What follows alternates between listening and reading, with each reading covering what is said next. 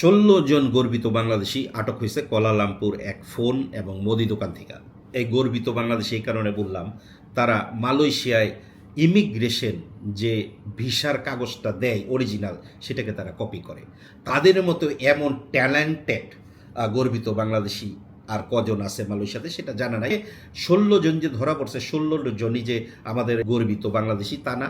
এখানে হয়তো কেউ কাস্টমার হইতে পারে তাদের, কারণ ইদানিং অনেক বাংলাদেশি যারা মালয়েশিয়াতে অবৈধ ভিসা না থাকার কারণে কাজে লাগতে পারতেছে না, তারা কিন্তু এই ট্যালেন্টেড ব্যক্তিদের খোঁজ করেন এবং তাদের মাধ্যমে তারা কিন্তু এই ২ নম্বর কাগজপত্রগুলি বানান।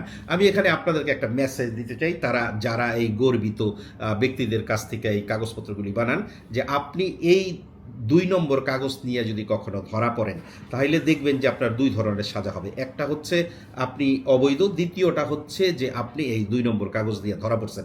কাজেই আমি আপনাকে বলবো যে অবৈধ থাকাই ভালো ২ নম্বর কাগজ দিয়ে ধরা পড়ার চাইতে। আরেকটা কথা এখানে বলবো যে এই যে গর্বিত বাংলাদেশি যারা আছেন, যারা এই কাজগুলি করেন, তাদের উদ্দেশ্যে যে এই যে নিউজগুলি মালয়েশিয়ায় যে ভাইরাল হয়, বিভিন্ন জায়গায় নিউজগুলি প্রচার হয়, এই নিউজগুলি নিচে গিয়ে তাদের কমেন্ট সেকশনের কমেন্টগুলি পড়বেন।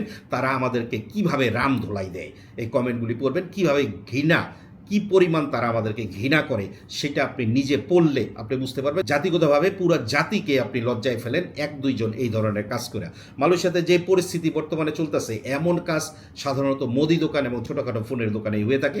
এবং বাংলাদেশিদের যারা বর্তমানে অবৈধ, তাদেরও এখানে দোষ আছে, কারণ তারা না কিনলে যারা বিক্রি করে কিংবা যারা তৈরি করে এই কাজগুলি করে, তারা কখনোই করতো না।